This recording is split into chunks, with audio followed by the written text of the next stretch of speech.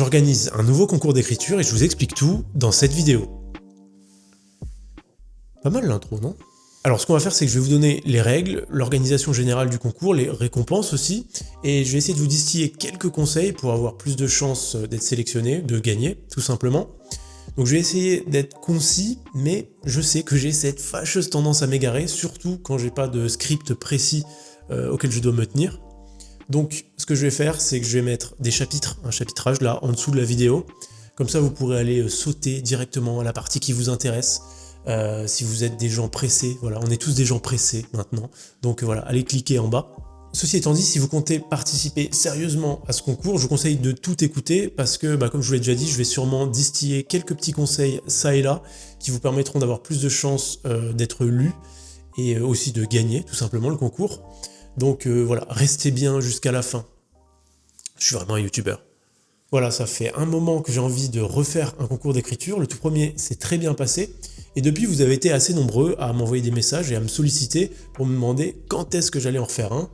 Donc voilà, c'est maintenant. Et d'ailleurs, j'espère en organiser un peu plus régulièrement dans le futur parce que je trouve ça vraiment intéressant. Du coup, j'ai tiré pas mal de leçons de ce précédent concours et je vais revenir un peu là-dessus. Ça va me permettre d'expliquer comment j'ai élaboré les nouvelles règles de ce nouveau concours. Alors il n'y a rien de révolutionnaire, mais en fait j'ai pu prendre un peu de recul, tirer des enseignements, et du coup proposer un truc un peu plus carré, je pense, pour moi comme pour vous d'ailleurs. Déjà l'année dernière, j'avais reçu plus de 200 textes, c'était beaucoup plus que ce que je pensais, et donc ça m'a pris beaucoup plus de temps que ce que j'avais imaginé. Et ça, c'est du temps qui ne me rapporte rien, en fait. C'est-à-dire que, à la place de lire vos textes, je pourrais être en train de lire un livre, je pourrais être en train d'élaborer une de mes vidéos, en fait, je pourrais être en train de faire un truc productif. Hein. Vous savez, dans la société moderne, c'est très important d'être productif. Non, plus sérieusement, de façon assez prosaïque, je ne gagne rien à organiser ça, et c'est pas un problème. Je le fais par passion, je le fais pour vous inclure dans ma démarche et dans ce que je fais, je le fais pour vous donner un espace dans lequel exprimer votre créativité, tout simplement. Écrire un texte et savoir qu'on va être lu, même ne serait-ce que par une seule personne, et justement, par une seule personne qui est comme ça éloignée, un peu anonyme, loin de vous, c'est pas un proche, c'est pas quelqu'un à qui vous dévoilez vraiment ce que vous avez écrit. Je trouve que c'est une belle opportunité pour se lancer à écrire, ou tout simplement pour avoir des retours sur ce qu'on écrit. Donc c'est pour ça que je le fais, c'est pas pour gagner de l'argent. Et donc l'année dernière, comme j'avais quand même essayé de faire les choses bien, j'avais répondu à chacun d'entre vous par mail, des fois une réponse succincte, mais aussi parfois des retours vraiment construits avec des conseils et voilà, des feedbacks sur les textes que vous m'avez écrits. Donc ça m'avait pris beaucoup de temps. Donc dans l'optique de rentabiliser, on va dire, le temps que je passe à faire ça, j'ai eu une idée et ça nous amène à parler de la première récompense de ce concours. Super, la réjouissance d'entrée de jeu. Qu'est-ce qu'il y a à gagner? Eh bien, si vous m'envoyez un texte qui respecte toutes les règles que je vais vous présenter du coup dans cette vidéo qui viendront après, et que j'estime avoir des choses à dire dessus, que je le trouve intéressant, que je pense pouvoir donner des conseils, qu'il a des points à améliorer, qu'il a retenu mon attention, bref, que je le juge digne d'intérêt, alors c'est mon jugement personnel, eh bien, si je le juge digne d'intérêt, j'en ferai une vidéo sur cette chaîne secondaire. En fait, les conseils et les feedbacks que certains ont reçus sur leur texte de l'année dernière, eh bien, je les ferai en vidéo, comme ça, en facecam, sur cette chaîne. Et donc, je ferai ça pour tous les textes intéressants que je vais recevoir. Et je créditerai aussi l'auteur en description, s'il le souhaite, bien entendu. Donc ça vous permet aussi de bénéficier d'une potentielle petite exposition si vous avez des projets à faire valoir, une chaîne YouTube ou quoi que ce soit. Comme ça, c'est gagnant-gagnant. Vous avez plus de chances de gagner quelque chose, d'avoir vraiment un retour concret de ce concours. Et moi, j'utilise vos textes pour créer du contenu, on va dire, sur cette chaîne. Alors, pour ce qui est de ma légitimité pour donner des conseils d'écriture, elle est nulle. Voilà, c'est le néant égal à zéro. Non, en fait, il faudra plutôt traiter ça comme un avis, mais c'est toujours bien d'avoir un avis constructif de quelqu'un qui quand même écrit souvent des textes. Et pour ceux qui ne savent pas, je donne des cours d'écriture chaque semaine. Alors c'est des cours d'écriture, des cours de script en fait, c'est-à-dire que mes retours se portent sur des textes qui ont vocation à devenir des vidéos YouTube, donc des scripts de vidéos, mais ça reste quand même de l'écriture. Et en plus, comme j'ai dans l'optique d'écrire des nouvelles et des romans, je suis en ce moment aussi en train de lire des ouvrages de théorie littéraire avec des concepts et des théories sur l'art d'écrire, on va dire. Donc vos textes seront une base de travail assez intéressante pour moi et on pourra comme ça progresser ensemble sur l'écriture. Et c'est un peu la direction que je veux donner à cette chaîne d'ailleurs. Bon, ça c'est une chose, mais le gagnant dans tout ça. Parce que oui, dans ce concours, du coup, il y aura un unique gagnant, et sa récompense, ce sera de voir son texte interprété par mes soins sur ma chaîne, et cette fois-ci ma chaîne principale. Donc là c'est quelque chose de bien différent parce que j'aurai potentiellement 100 000 abonnés à ce moment-là, donc vous pourrez bénéficier de cette exposition, et puis aussi vous aurez la satisfaction, on va dire, d'avoir une vidéo à part entière construite autour de votre texte. Alors l'objectif cette fois c'est vraiment que le texte soit une vidéo qui se suffise à elle-même, c'est-à-dire que je l'interprète, je l'enregistre donc, je pose la musique, je fais tout un montage dessus, j'en fais une vidéo, et j'aimerais bien que cette vidéo, ce soit une vidéo à part entière. En fait je dis ça parce que la dernière fois j'avais choisi d'emballer, en fait de présenter le texte à la fin d'une vidéo qui avait un vrai sujet. Le sujet c'était sur l'intelligence artificielle, et du coup j'avais mis ce texte à la fin. En fait, le texte gagnant de la dernière fois, c'était un poème, et donc il était assez court, il faisait 1 minute 30, 2 minutes peut-être, et il faut savoir que pour ce genre de durée, l'algorithme YouTube, c'est difficile en tout cas de faire percer une vidéo avec ce genre de durée. L'algorithme est beaucoup plus exigeant au niveau des stats, et donc j'avais peur, entre guillemets, que cette vidéo ne fasse que très peu de vues. Donc j'avais jugé plus judicieux de coller ce texte à la fin d'un sujet classique. Tout simplement pour que la vidéo fasse plus de vues et du coup le texte gagnant fasse plus de vues aussi. Sinon je me suis dit qu'il allait un peu être perdu, voilà, comme ça sur ma chaîne. Cette fois-ci, du coup, si possible, j'aimerais bien que le texte se suffise à lui-même. Après, évidemment, ça dépend du texte que je choisirai comme gagnant, et peut-être que du coup, j'opterai pour la même méthode si je pense que c'est pas assez judicieux et que la vidéo risque de complètement flop. En fait, moi, mon but, c'est aussi que votre texte soit entendu par le plus de monde possible. Du coup, voilà, cette première place, ce sera déjà l'interprétation de la vidéo et tout simplement bénéficier de la plateforme si vous voulez mettre en avant un projet créatif, une chaîne YouTube, un livre même. Je sais que vous êtes beaucoup à me contacter parce que vous avez des livres soit qui sont déjà écrits, voire même déjà publiés, ou alors auto-publiés, ou alors des livres en cours. Donc ça peut être une bonne rampe de lancement. Donc voilà, le gagnant, effectivement, je vais le contacter, on pourra échanger par message, par mail ou par Instagram, par quoi que ce soit. Et s'il veut que je mette en avant son travail, c'est l'occasion. Alors du coup, ça me permet de vous glisser un premier petit conseil important, si vous voulez avoir plus de chances de gagner. Comme je vous l'ai dit, j'espère que le texte pourra se suffire à lui-même pour une vidéo. Et dans ce cas, il faudrait que le texte ne soit pas trop court. Donc essayez de viser quelque chose qui fasse au moins 5 minutes, ça pourrait augmenter vos chances d'être sélectionné. Et ça me fait penser à un deuxième conseil, qui sera sûrement d'ailleurs le plus important que vous ayez à retirer de cette vidéo, c'est adapter le style de votre écriture aux moyens de diffusion. Je m'explique, en fait, il y a une différence entre un texte qui a vocation à être seulement lu et un texte qui va être interprété à l'oral. La façon dont on écrit, le style qu'on emploie est différent selon l'usage qu'on va faire de notre texte.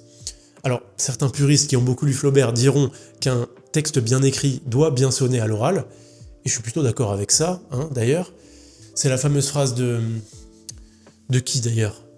De Boileau, je crois, Nicolas Boileau. Je suis pas totalement sûr. En tout cas, je suis sûr de la phrase parce que je l'aime beaucoup. Elle dit « La plus noble pensée ne peut plaire à l'esprit quand l'oreille est blessée ».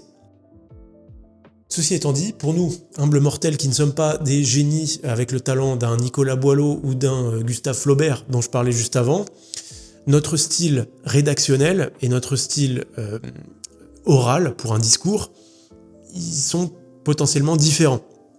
Donc, ce que je vous demande, ou ce que je vous conseille en tout cas, c'est de vous mettre à ma place. En gros, moi je vais sélectionner un texte pour plein de raisons, qui vont être d'ailleurs parfaitement subjectives, ça va être mon propre jugement personnel, ça va être effectivement les émotions que le texte va me faire ressentir, le respect du sujet, l'intérêt intellectuel que je porte au sujet, mais il va aussi avoir des considérations un peu plus prosaïques. Typiquement, je vous dis que je veux publier le texte sur ma chaîne, eh bien, je vais forcément penser au moment de sélectionner le vainqueur, est-ce que son texte ferait une bonne vidéo? Est-ce que son texte sonne bien à l'oral? Est-ce que je me vois l'interpréter? Comment est-ce que je vais l'illustrer au montage? Ce genre de considération. Alors vous allez me dire que peut-être ça rentre en compétition. Compétition, c'est pas le bon mot. Je cherche un meilleur terme. Je cherche un meilleur terme, je reviens. Ça rentre frontalement, quoi. C'est contre-productif. Non, c'est pas bon. Ça rentre en conflit. Ça rentre en conflit. Alors vous allez peut-être me dire que cette exigence, elle est incompatible, ou en tout cas, elle rentre en conflit avec la créativité, tout simplement. Et c'est pas totalement faux, mais bon, j'organise ce concours, vous écrivez dans un certain cadre, et il faut parfois savoir s'adapter. Donc essayez de travailler voilà, sur les sonorités, sur l'harmonie, sur la mélodie que peut avoir votre texte pour qu'il sonne bien à l'oral. Et en plus, je pense vraiment sincèrement que ces conseils-là ne s'appliquent pas seulement à des textes qui sont voués justement à être déclamés. Déclamer, c'est encore pas le bon mot, hein, mais c'est pas grave. Et que ça va tout simplement être de bonnes pistes d'amélioration pour améliorer votre style d'écriture en général. Par exemple, si vous incluez des dialogues dans votre texte, c'est pas évident pour moi de les interpréter, de les retranscrire en vidéo, de les illustrer au montage, de faire les différentes voix des différents personnages, enfin, c'est pas évident. Dans le précédent concours d'écriture, d'ailleurs, j'avais reçu un texte que je trouvais très bon, et c'était un dialogue entre deux personnages. Et même plus que ça, en fait, c'était écrit sous la forme d'une sorte de pièce de théâtre. C'est-à-dire qu'il y avait vraiment des didascalies, des indications du décor, de la scène, de la mimique des personnages, des émotions des personnages, et les deux étaient en train de se parler, d'avoir vraiment une conversation. Et je trouvais ce texte très bon, mais je me suis retrouvé dans l'impossibilité totale de l'interpréter, en fait. Je pouvais juste pas faire ça, j'ai pas les capacités. À la limite, il faudrait faire de l'animation, je ne pouvais pas le mettre en vidéo. Et même simplement le lire, c'était assez difficile. Alors, je l'aurais pas fait gagner dans tous les cas, j'étais très content de mon vainqueur, mais du coup, j'ai décidé de ne même pas l'interpréter comme mention honorable, ce que j'ai fait pour d'autres textes. Donc, avec la nouvelle formule que je vous propose ici, j'aurais au moins pu le commenter dans une vidéo, comme je vous disais sur la partie précédente, mais bref, je m'égare. Donc, gardez bien cette contrainte en tête. En tout cas, si vous voulez maximiser vos chances de gagner, mettez-vous à ma place. Demandez-vous pourquoi vous écrivez et adaptez votre style en conséquence. Alors, quel est le thème de ce concours ? Génial, ça doit faire 10 minutes que je blablate, j'ai toujours pas abordé ce sur quoi vous allez écrire, c'est super. Bon, si vous avez vu la vidéo sur la chaîne principale qui normalement sort en même temps que celle-ci, vous savez que le thème de ce concours, c'est le pamphlet. Alors, qu'est-ce qu'un pamphlet ? Non, je déconne. On va pas partir sur un cours de français maintenant. En gros, l'idée, c'est de vous faire écrire sur quelque chose qui vous tient à cœur. De faire vraiment ressortir quelque chose en vous, un combat, que ce soit personnel, social, politique, ça, c'est comme vous voulez, tant qu'il y a cette dimension pamphlétaire. C'est-à-dire que vous devez être dans le registre de l'ironie, de la satire, peut-être même de la colère ou de la revendication. Bousculer l'ordre établi, les convenances, essayer de questionner des croyances populaires. Je sais pas, ce que vous voulez, mais mettez-y du cœur. Un peu de poigne, bon sang. Et du panache, comme dirait Cyrano. J'aime le panache. Le but, en fait, c'est de vous faire écrire un peu à la manière de l'homme du sous-sol, que je vous ai présenté du coup dans ma vidéo sur la chaîne principale. D'ailleurs, vous devriez vraiment lire ce livre, hein. Il a très peu de pages, je crois qu'il doit faire 120 pages, il se lit très vite et très bien, et franchement, c'est une sacrée claque, donc vraiment, je vous le conseille, vous avez largement le temps de le lire avant d'écrire votre texte, et ce sera un plus. Toute référence, d'ailleurs, à Dostoïevski, à l'homme du sous-sol, à ce livre en général, sera bien vu. Voilà, il y aura un petit bonus pour ceux qui mettront des petites références, si j'arrive à les avoir, mais je pense, j'espère, quelle honte.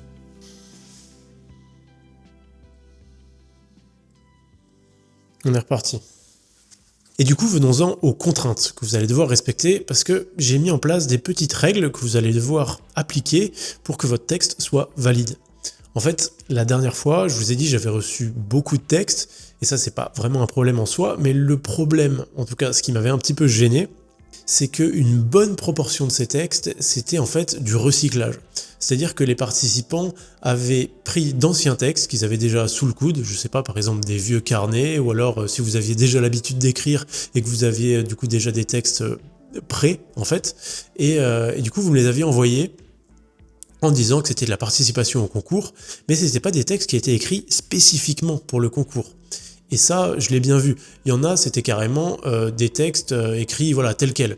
Et je sentais vraiment qu'il n'y avait aucun effort pour que ça s'applique au thème du concours. Mais il y en avait d'autres où ça se sentait qu'il y avait une sorte d'adaptation. En gros, c'était un vieux texte qui parlait d'autre chose, mais essayait de faire coller au thème, le thème qui était l'éloge à ce moment-là. Et ça, je comprends parfaitement l'idée. Quand on a des textes disponibles, on a l'impression qu'ils sont bien écrits, quelqu'un organise un concours, on se dit qu'il va aimer un texte qui a été bien pensé, et du coup on lui envoie, même si ça s'applique pas tout à fait au thème qu'il a proposé. Mais bon, c'était quand même pas le but c'est de vous faire vraiment écrire, de vous faire prendre un stylo à ce moment-là, pour vous faire rédiger un texte qui s'applique parfaitement, ou en tout cas le plus parfaitement possible, au thème que je propose. C'est ça l'intérêt, c'est ça qui me donne envie aussi, c'est de vous imaginer en train de vous creuser la tête pour écrire un beau texte qui respecte les contraintes et le thème que j'ai proposé. En plus, bon, pour ce concours-là, je le glisse comme ça, mais je vais aussi y participer. Je vais participer à mon propre concours en quelque sorte, c'est-à-dire que je vais me prêter au jeu et je vais écrire moi aussi un pamphlet. Donc c'est assez sympa d'imaginer que vous participez, moi aussi, on fait en quelque sorte communauté autour de ce concours. Donc là, j'avais vraiment envie, pour cette nouvelle édition, que la plupart des textes que je reçoive, ce soient vraiment des textes qui ont été pensés spécifiquement dans le cadre de ce concours. C'est pour ça que j'ai pensé à quelques petites règles que vous allez devoir inclure dans vos textes pour qu'ils soient valides. Et en fait, c'est assez simple, c'est que si votre texte ne respecte pas chacune des contraintes que je vais vous lister, alors je fais comme ça, mais il n'y en a pas des milliers non plus. Mais bref, si vous ne les respectez pas toutes, je ne lirai tout simplement pas votre texte. Voilà, à un moment, faut être sérieux, quoi. Donc première règle, je vous demande d'inclure dans votre texte une figure de style ou un principe de rhétorique. Je ne sais pas exactement comment on peut appeler ça, mais c'est quelque chose que Dostoïevski utilise énormément dans ses carnets du sous-sol, et c'est ce qui s'appelle la prolepse. Alors attention, je crois que si vous cherchez sur internet, ce mot a deux définitions, il veut dire deux choses. Nous, ce qui nous intéresse, c'est vraiment la figure de style qui consiste à anticiper la réaction des potentiels lecteurs ou de personnages imaginaires d'ailleurs. Dans le cadre de Dostoïevski, c'est plus, il s'adresse souvent à ces messieurs, donc c'est des trucs plutôt imaginaires, il s'adresse comme ça à un interlocuteur fantasmé, mais ça peut être le lecteur. Et donc c'est anticiper ces objections, souvent les objections qu'il peut avoir au niveau de la thèse qu'on présente, d'un argument spécifique ou quoi que ce soit. Et donc c'est une figure qui permet de devancer un peu ce que les gens vont penser pour l'adresser directement. Ça donne l'effet qu'on a vraiment pensé à toutes les facettes d'un sujet, c'est assez agréable, je trouve que c'est bien utilisé chez Dostoïevski et c'est pas forcément évident non plus à bien utiliser, donc voilà, j'aimerais bien que vous essayiez d'inclure ça dans votre texte. C'est pas que j'aimerais bien en fait, c'est obligatoire. Deuxième règle, un peu dans la même veine, c'est d'utiliser l'image absurde du 2 plus 2 égale 5. Là encore, je vous conseille d'aller lire le carnet du sous-sol de Dostoïevski, mais c'est quelque chose que le narrateur utilise à un ou deux moments, je sais plus exactement. En tout cas, il l'utilise pour... en fait, il déteste les logiques implacables, les trucs qui coulent de source et qu'on admet comme étant vrais juste par défaut. Et du coup, il utilise cette image un peu paradoxale. Voilà, j'aime beaucoup cette petite logique absurde, cette petite métaphore. Donc je trouve qu'en plus, ça laisse pas mal de liberté pour pouvoir l'utiliser comme bon vous semble. Donc voilà, je vous mets en description la page précise dans laquelle Dostoïevski utilise ça dans les carnets du sous-sol. Parce que les carnets du sous-sol est libre de droit, donc vous pouvez le consulter librement sur internet, gratuitement, et le lire, de préférence. Mais si vous n'avez pas le temps de le lire, lisez au moins cette page pour que vous compreniez un peu la dynamique de ce paradoxe, de cette logique absurde, et comme ça vous pouvez l'utiliser dans votre texte. Troisième contrainte, 2000 mots maximum. Voilà, votre texte doit faire 2000 mots. J'utilise le compteur de mots de Google Docs. Donc comme ça on est clair, vous pouvez uploader votre texte dans Google Docs, vous faites outils, compteur de mots, et bam, vous voyez le nombre de mots qui s'affiche. Le nombre de mots, pas de caractères, le nombre de mots, et c'est 2000 maximum. Si vous dépassez, c'est pas bon. Le format du fichier à envoyer est un PDF, obligatoirement. Voilà, parce que les textes écrits directement dans les corps des mails, c'est un peu chiant. N'hésitez pas par contre à présenter votre texte, à dire ce qui vous a inspiré, quel effet vous avez essayé de mettre, quelle ambiance, si vous avez des livres qui vous ont inspiré, des pamphlets même qui vous ont inspiré, ça m'intéresse beaucoup d'ailleurs. N'hésitez pas à le mettre, à me raconter même un peu votre vie dans le mail, ça y a pas de souci. Par contre le texte doit être une pièce jointe en PDF, simplement. Le titre du PDF, ça je m'en fous, c'est libre, mettez tant qu'à faire le titre de votre texte. Par contre, l'objet du mail doit suivre un format spécifique que j'affiche quelque part. Donc c'est concours pamphlet, votre pseudo ou votre nom, ce que vous voulez, comment vous voulez que je vous appelle. L'adresse mail pour l'envoi des textes, c'est catomayor83@gmail.com, pareil, je vous l'affiche. Et la date limite, c'est le 20 février 2026 à 23h59. Donc vous avez approximativement un mois pour écrire votre texte, participer au concours. Et voilà, je crois qu'on est bon. Finalement, j'ai été assez efficace sur la fin. Combien ? Donc toutes les règles s'affichent quelque part à l'écran et je les mettrai aussi en description, tout le récapitulatif de ce que j'ai dit. Et sinon vous pouvez aussi re-regarder la vidéo si vraiment vous n'êtes pas sûr. Donc voilà, j'espère que vous serez nombreux à participer et surtout que vous prendrez du plaisir à écrire ce texte, c'est le plus important. Et ben j'ai hâte de vous lire. À très bientôt.